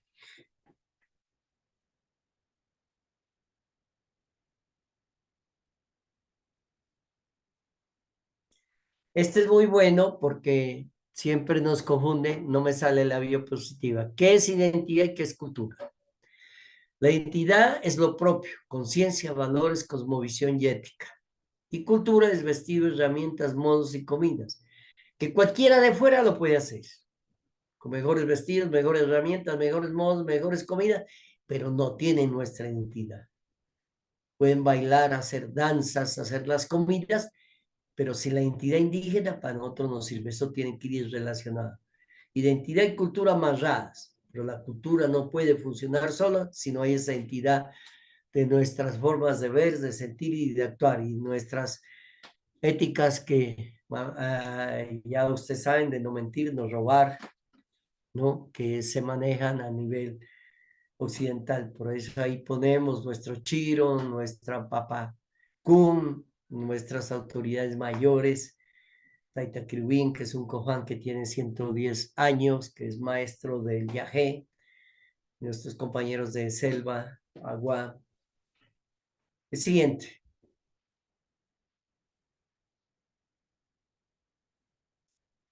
Este es interesante, este está en el artículo 6º y 7º del convenio 169.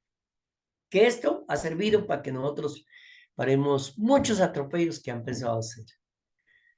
Dice, es el derecho fundamental que tienen los pueblos indígenas y demás comunidades étnicas de poder decidir a través de procedimientos apropiados cada vez que se prevean medidas legislativas, administrativas, o sea, normas y leyes, susceptibles de afectarnos, o cuando vayan a realizar proyectos en nuestros territorios buscando proteger su integridad social y económica. Esta está en la ley 21, en el convenio 169, que usted lo tiene, en el artículo 6 y 7. Nosotros a través de esto hemos ganado muchos procedimientos, muchas normas, muchas leyes.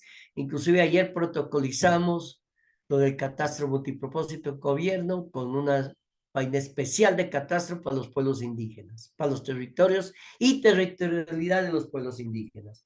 En base a esto, nosotros siempre cuando habíamos afectado, invocamos lo que exigimos la consulta previa.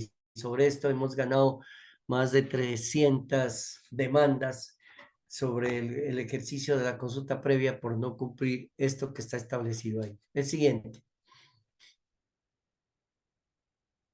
Estos son unos principios generales que hablamos fuera de lo anterior, es que la espiritualidad indígena, la autonomía, el respeto, las garantías, la ancestralidad, el respeto a los sistemas jurídicos propios, el derecho fundamental al territorio, protección de los territorios ancestrales, dignidad, reciprocidad, integralidad y principios de favorabilidad, que estos nos han servido mucho en las altas cortes para ganar muchas demandas. El siguiente.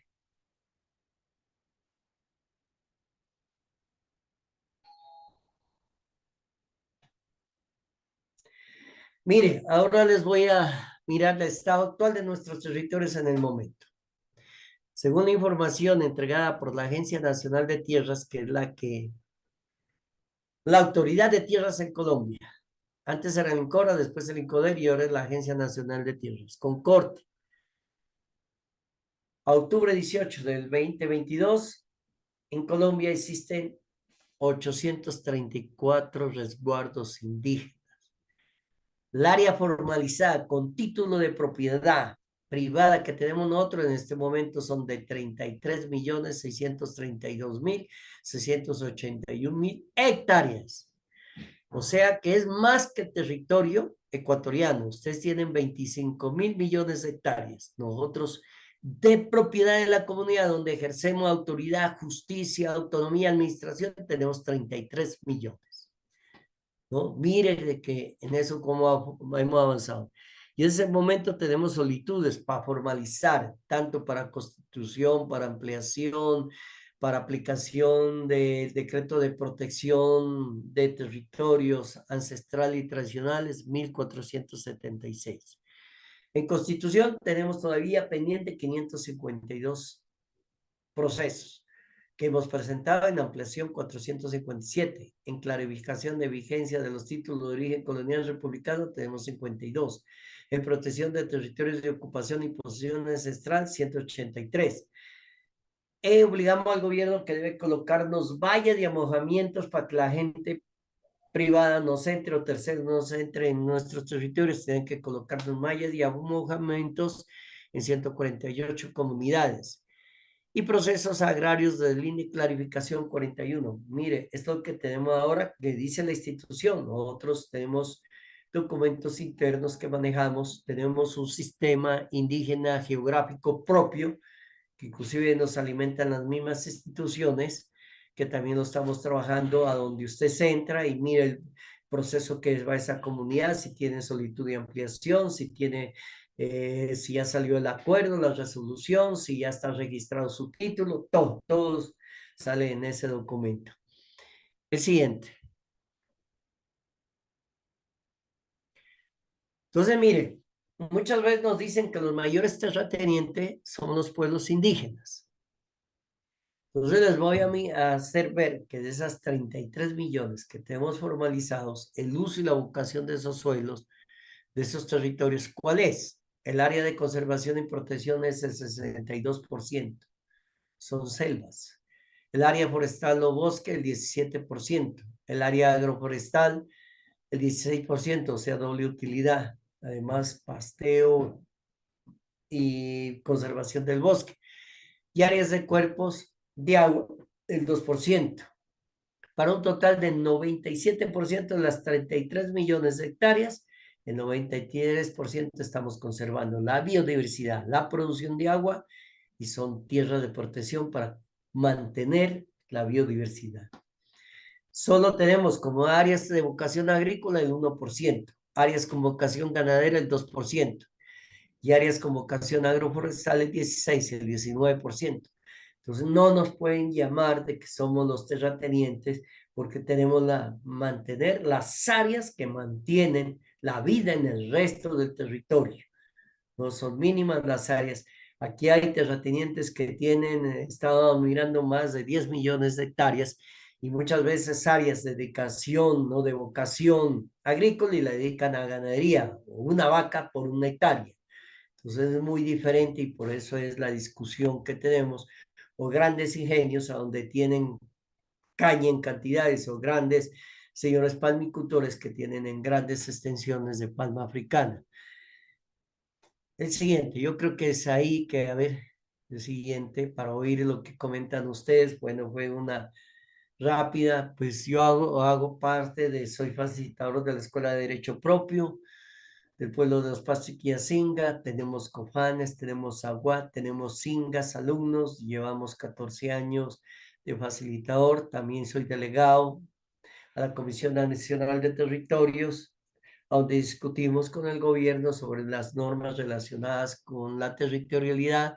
Soy delegado de AICO por la Pachamama, de Autoridades Indígenas de Colombia, y ahora formo parte del equipo técnico por el ajuste institucional y ajuste normativo relacionado con territorio indígena. Yo soy comunero del pueblo Quillacinca, o sea, el pueblo donde la feminidad, la luna es nuestra mayor respeto, y la generadora de vida es la feminidad, y nosotros respetamos todo lo que es la feminidad y lo que viene la luna. Entonces yo no sé, ahí está, ahí llego, si hay preguntas y todo. Gracias, doctor Guerrero, por su intervención. No nos permitimos comunicar a los participantes que este es el momento para realizar las preguntas o dudas al ponente. Em, para hacerlo deberán activar el icono de levantar la mano que está en la parte inferior del Zoom para habilitar su micrófono, por favor.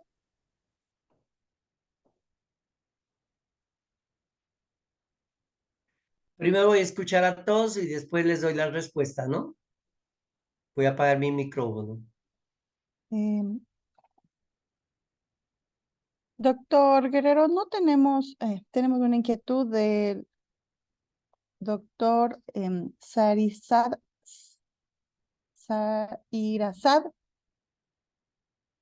Quindicayo, me parece que es. Le doy la palabra, por favor.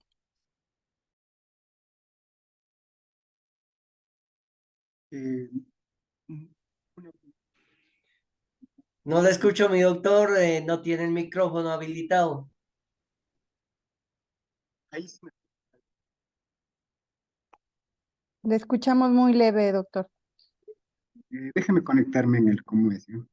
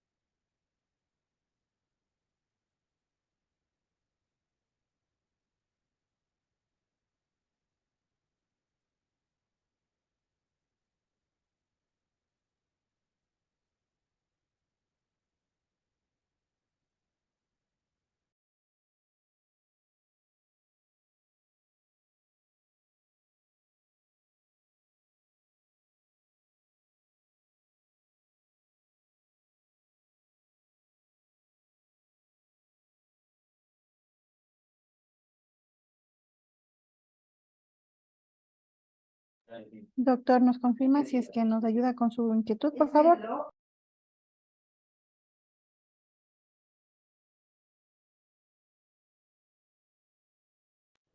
Estoy solicitando habilitar su audio. Ya no sé si ahí tal vez me escuchan. Sí, ahí lo escuchamos, gracias. Ya. Kunan punchapi ñukaqa shunqumanta millipaychanika y Consejo de la Judicatura kay hatun rimayta rurashkamanta ñukami kani kay Cotopaxi ayllullaktamanta ñukami kani abogado kushiarishkami kani kasna yachaykunata rurashkamanta kikinkunawan y ñukanchik yachaykunata mishu mashikunaman pasachinkapak chay ñukanchik yachaykunata. De mi parte, mi nombre es, soy el abogado Zair Quindigalle, pertenezco al pueblo panzaleo de Cotopaxi, trabajo en la Fiscalía General del Estado ya 14 años y para mí es como que muy satisfactorio que el Consejo de la Judicatura en la actualidad comience a encabezar este tipo de acciones que permitan o difundir el conocimiento de nuestros pueblos y comunidades indígenas de acá del Ecuador. Si bien en nuestra Constitución a partir del año 1998 y con la del 2008 recoge varios derechos colectivos para nuestras comunidades, sin embargo la misma es como que se ha visto solo estancada en papeles, es decir, no se ha tenido un efectivo goce o acceso inmediato, porque como miembro de una comunidad indígena he vivido y he visto cómo es que tratan de que la justicia ordinaria trate de prevalecer sobre la indígena, y eso es lo que todavía tenemos que tratar de romper. Entonces, estar en igualdad de posiciones. Entonces, creo que es una iniciativa muy buena de parte de la Escuela de la Función Judicial que nos permita capacitar sobre este tema de justicia indígena. Lo que yo quería hacerle la pregunta al doctor que estaba en el auditorio es, ¿cómo podría, por ejemplo, nuestras comunidades, por ejemplo, cómo en el caso de tenencia de las tierras, por ejemplo, las comunidades indígenas tienen en su posesión varios territorios de extensiones muy grandes. Sin embargo, actualmente ¿cómo es? El órgano encargado de regular lo que piden es que nosotros debemos someter a obtener una escritura, por ejemplo. Entonces, ¿cómo y pagar impuestos? A pesar de que nuestra Constitución establece de que están exenta del pago de impuestos en caso de esos territorios indígenas.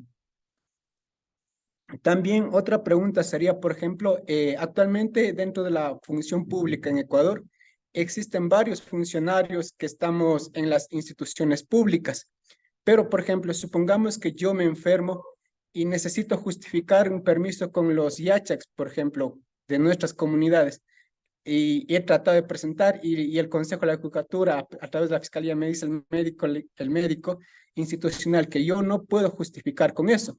Entonces, ¿de dónde hablamos de que estamos accediendo a un derecho, un Estado plurinacional, por ejemplo?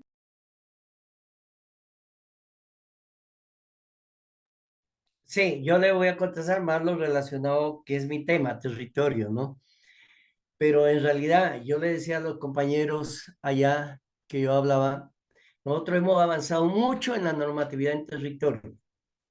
Les llevamos muchas décadas a otros pueblos. Vamos aquí, la propiedad colectiva de las comunidades indígenas están exento de pago de impuestos. ¿Quién paga los impuestos? Por eso tiene carácter, la ley lo dice, imprescriptible, inalienable, inembargable. Entonces, no se pagan impuestos. Y nos dan un título colectivo. Y ese lo registramos y ese es el territorio nuestro.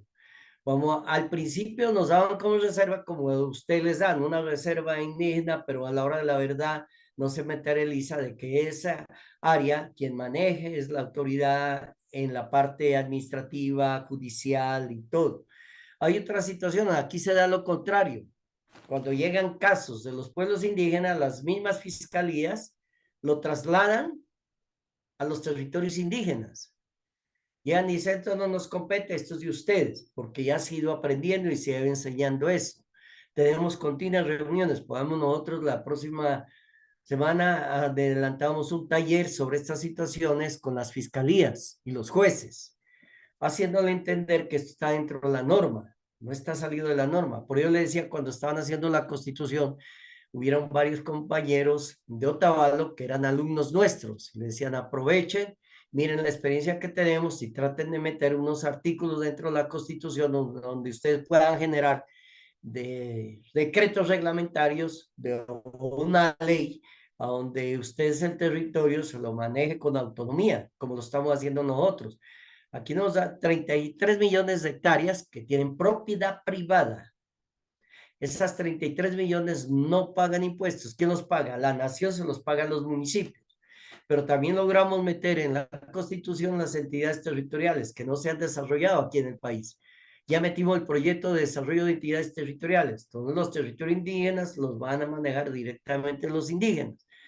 Y simplemente como cantón puede decir que darían la capital nomás, reducida. El resto se manejaría de acuerdo a uso y costumbre de las comunidades, respetando, sí, pongamos, los terceros que en un momento dado piensan, sienten o actúan diferente. Lo otro que me decía, pongamos, sí, por ello lo miro, allá les dan una escritura, la escritura sin, aquí cualquier predio privado tiene que pagar impuestos, se sostienen los municipios de esto.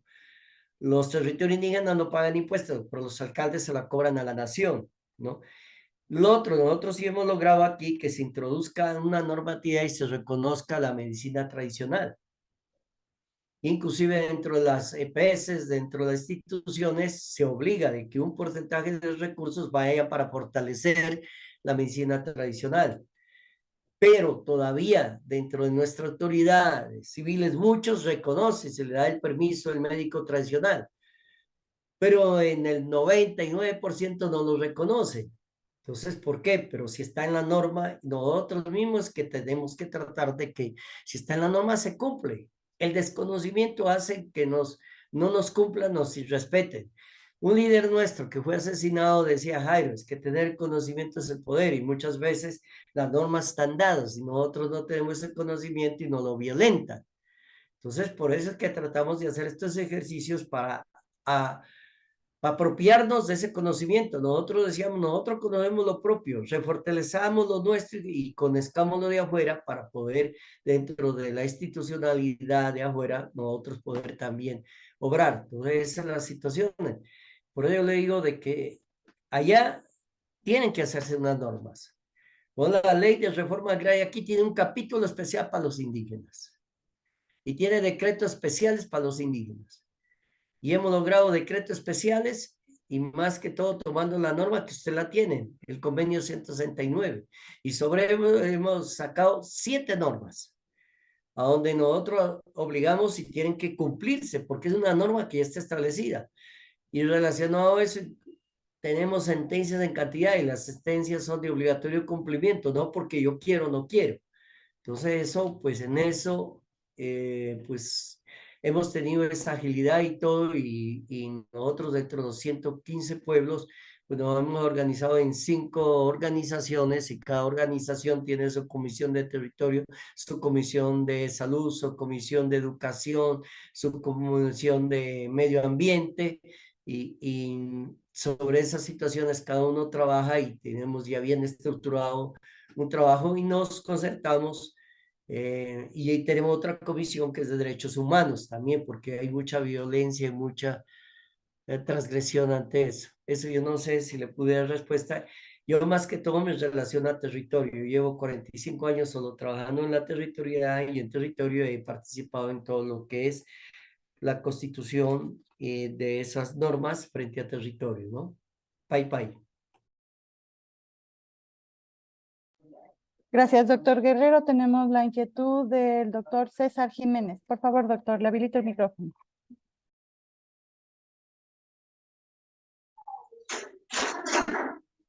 Allichisi mashtalla mashikuna kay yachano kubitiakuna tukukunata saludani y kanunada yupaychani achkata. Bueno, muy buenas tardes, estimada doctor y estimado doctor en la cual está difundiendo el taller que es muy importante a cada uno de nosotros.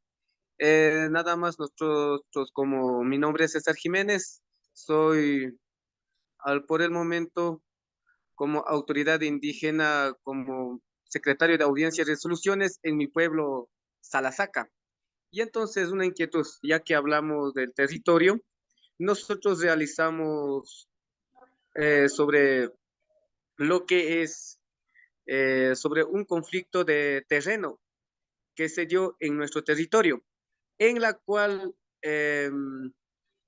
nosotros realizamos una resolución y por ende que como autoridad indígena ya fue juzgado dentro del territorio de nuestra comunidad.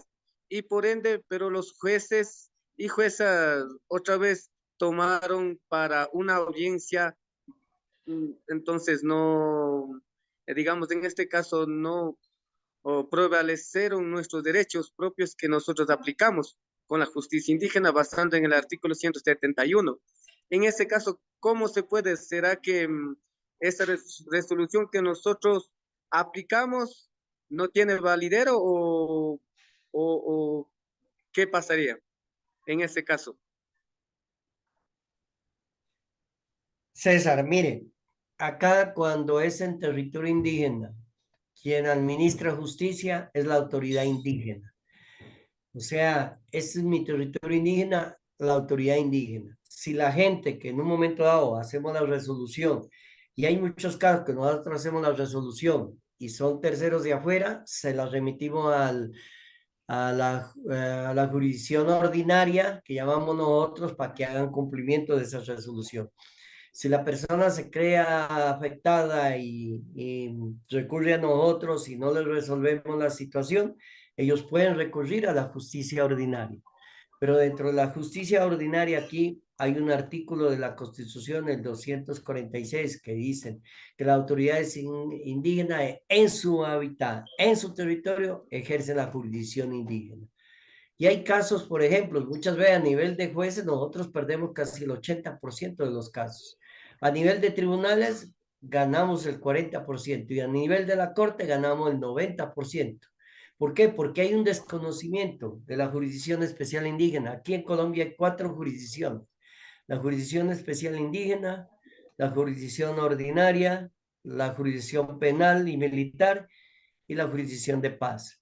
Entonces a veces hay desconocimiento de uno y de otro y eso hace que muchas veces haya fallas en eso. A nosotros pues aquí no puedo opinar sobre el Ecuador, cómo se ejerce, pero aquí en Colombia es muy claro en eso. Y muchas veces cuando son situaciones de territorio, quien los define es nuestra autoridad y no las puede definir y si es un comunero nuestro, con mayor razón, es nuestra autoridad. Y en el caso que a nuestros comuneros se les esté juzgando a través de la justicia ordinaria, lo solicitamos para que lo remitan el expediente a los procesos de la justicia propia, que es la ejerce nuestra autoridad. En esas situaciones muy diferentes podamos, y todavía no sé cómo esté establecido allá en el Ecuador. Bye, bye. Muchas gracias, doctor. Muy amable.